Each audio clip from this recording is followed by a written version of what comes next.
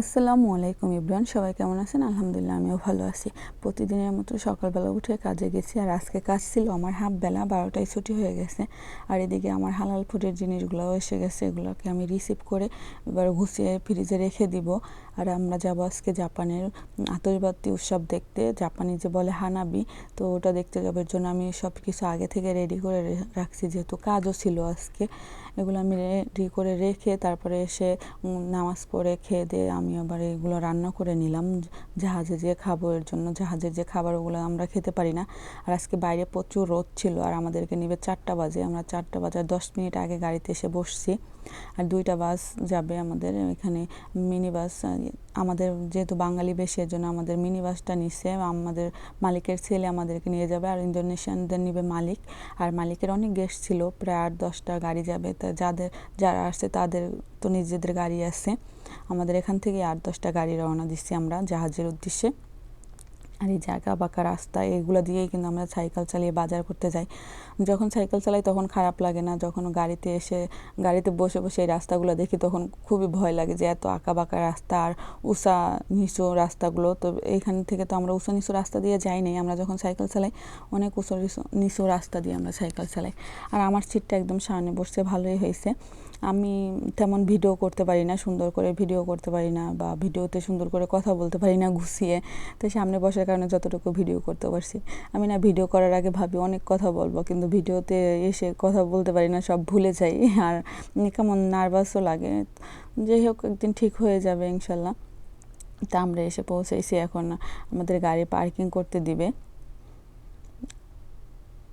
এই যে এখানে এসে খুবই ভালো লাগলো এটা দেখে, যে বাংলাদেশের টার্মিনালের মতো লঞ্চঘাটে যে টার্মিনালে লোকজন বসে থাকে, আর ওরা পাটি লেসে বা চাদর লেসে শুয়ে গেছে হানাবি দেখার জন্য, অনেক আগে আসছে।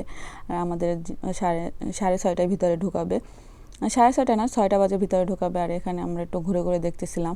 আর আমি যেখানেই যাই আমার মেয়ের জন্য কিছু না কিছু কিনে নিয়ে যাই। আর আজকে হলো আমি যে ব্যাগটা আমার টাকা, ওই ব্যাগটা আমি আনি নাই, আমার অল্প কিছু টাকা ছিল। আর এগুলো বাজেটের যে অনেক বেশি ছিল, এর জন্য আমি তেমন কেনার জন্য অতটা আগ্রহ করিনি। আর আমি লাইসের জন্য অনেক পুতুল কিনে ফেলছি, এগুলো তো নেওয়াও একটা ঝামেলা হবে। আর এইসব পুতুল নেওয়ার চেয়ে না নেওয়াই ভালো আমার কাছে মনে হয়েছে। তারপরে যে আমরা ভিতরে ঢুকে পড়লাম। আমাদের টিকিট ছিল কিন্তু 6,000 টাকা করে টিকিট। তাই আমরা ভিতরে ঢুকছি। এই যে উনি একজন বড় মাপের শিল্পী জাপানের, উনি আমাদের মালিকের অনেক বড় একজন ফ্রেন্ড হয়ে গেছে। আর এই যে আমার মালিক আর মালিকের ওয়াইফ বসার সাথে সাথে আমাদেরকে খাবার দিচ্ছে, এই যে খাবারগুলো দিছে। কিন্তু একটা মজার বিষয় হলো, এত খাবার দিছে ওনারা কিন্তু পানি দেয় নাই, কারোরই পানি দেয় নাই। তো আমরা তো ওইভাবে প্রিপারেশন নিয়ে আসি নাই, হালকা একটু পানি নিয়ে আসছিলাম গাড়িতে বা কোথাও যদি লাগে এভাবে। তারপর 6:30 বাজে আমাদের উপরে ডাকছে, উপরে ডেকে এসে দেখি যে এখানে গান বাজনা হচ্ছে জাপানিজরা। তো আগের বার যখন আসছিলাম তখন কিন্তু আরও বেশি মজা হয়েছিল, অনেক বাঁশিওয়ালা আসছিল। টাইটানিকে যে বাজনাটা হয়, ওই বাঁশির সুরটা ওটাও বাজাইছিল একজন, অনেক মজা হয়েছিল, অনেক মানুষ হয়েছিল। আর এবারে একটু মানুষ কম, হয়তো বা জাহাজে উঠে নাই, অন্য অন্য ইতে বসে দেখতেছে। আর এই যে আমাদের মালিকের ওয়াইফ, উনি পিয়ানো বাজায়, উনি অনেক ভালো পিয়ানো বাজায়। জাপানে অনেক অনুষ্ঠানে উনি যায়, টোকিও দূরে দূরেও উনি যায়। উনি কাজের জায়গায় আগে কম থাকতো, এগুলো নিয়ে একটু বেশি অ্যাক্টিভ থাকে আর কি।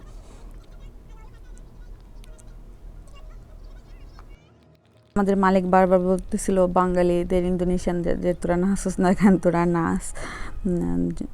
ওকুসান, ওনাকে আমরা ওকুসান বলি, মালিকের ওয়াইফের জন্য ওকুসান বলি। তারপর আমার ভালো লাগতেছিল না যে কখন হানাবি শেষ হবে। আর আমার মেয়েটাও ঘুমাইতেছিল, তার জন্য আমি একটু ঘুরে ঘুরে দেখতেছিলাম। আমি দূরে চলে আসছি, আর এদিকে 8টা বাজার আগেই শুরু হয়ে গেছে হানাবি।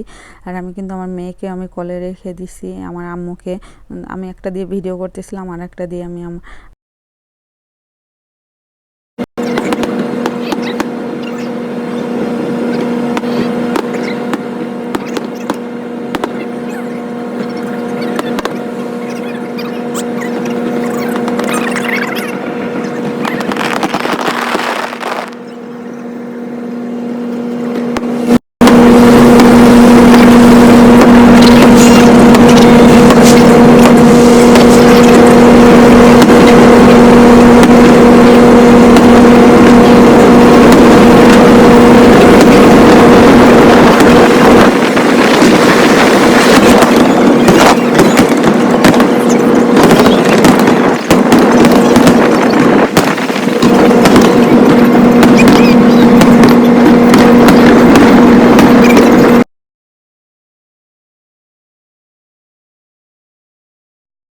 একটা জাপানিদের সাথে কথা হয়েছে, উনি আমাদের মালিক কথা বলছে, তা বলাতে আমাদের মালিকের একটা মদের বোতল দিচ্ছে আর আমাদেরকে বললো যে তোরা কী খাবি, আমরা কিছুই খেতে চাইনি। পরে মালিক বললো যে কিছু একটা খা।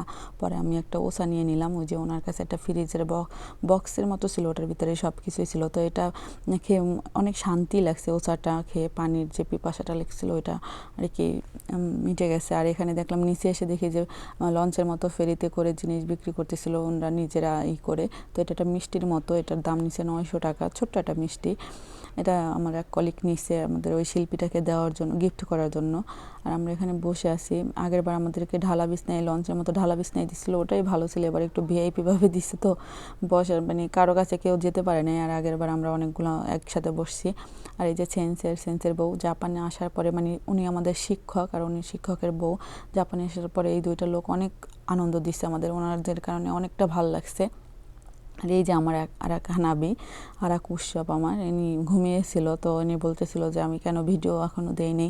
উনি কিন্তু আমার অনেক বড় একজন ফ্যান। উনি আমার ভিডিও সবসময় টিভিতে দেখবে, আর উনি এই সব ভিডিও দেখতে পছন্দ করে যেগুলো ভিডিওতে তাকে দেখা যায় বাংলাদেশে। যে উনি ছোটো থাকতে যে ভিডিওগুলো করতাম ওইগুলো উনি প্রতিদিন না হলেও একটা ভিডিও বা আমার সব ভিডিওগুলো 10 বার দেখবে। আবার যে আসবে তাকে দেখাবে, আমার মামাম ভিডিও দিছে তুমি দেখবা, আমাকে টিভিতে দেখা যায়, এভাবে বলবে। তো এটা আমার একটা মানসিক শান্তি। যাই হোক, বাসায় চলে আসলাম। বাসায় আসার পরে আমি একটা লেবু দিয়ে শরবত বানিয়ে নিলাম। আমার একটু খারাপ লাগতেছিল না। তারপর ওইখানে যে পানির যে কষ্ট করছি, পানি যে কিনতে পাওয়া যায় এটা আমরা বুঝতেছিলাম না। উপরে ছিলাম আর নিচে পানির দোকান ছিল। আর এই যে কলাগুলো আমাদের মালিকের বন্ধু আমাদের জন্য নিয়ে আসছিল। তো ওটা আমাদের মালিক আবার আমাদেরকে ধরিয়ে দিয়েছে, তো আমরা সবাই ভাগ করে নিচ্ছি এটাকে। আর যে পানি কষ্ট করছি, লেবু শরবতটা খেলে মনে হয় সব ভুলে যাব। আর এই যে এখন বাজে 12:48। এখানে 12টার পরে কথা বলা যায় না। তো আমার মেয়ে উনি নাচবে আর আমার দেখতে হবে, এর জন্য আমার প্রচুর ঘুম পাইতেছিল। তারপর আমি এই যে ভিডিও কলে ধরে রাখতেছিলাম, আমাকে ফোন কাটতে দিবে না। তার পাপা ভিডিও কল ধরে রাখছিল, আর আমি এখান থেকে আবার একটু ভিডিও করে নিলাম যেন সে টিভিতে দেখতে পায় যে তার সাথে কি হয় আর কি। আবার বলবে যে মামাম তুমি যে আমাকে ভিডিও করছো ওগুলো আমাকে পাঠিয়ে দাও, আমার নানির মোবাইলে পাঠিয়ে দাও। যাই হোক, এটাই আমার একটা শান্তি। সারাদিন কষ্ট করে আসার পরে এই যে ছোট ছোট কথা শুনি, ছোট ছোট বাহানা করে আমার সাথে, এগুলো আমার ভালো লাগে। ফোনের মাধ্যমে আমার সাথে খেলা করবে, অনেক কথা প্রশ্ন করবে আমাকে, এটাই আমার ভালো লাগে। যাই হোক, আমার বাচ্চাটার জন্য সবাই দোয়া করবেন, ভালো থাকবেন, সুস্থ থাকবেন।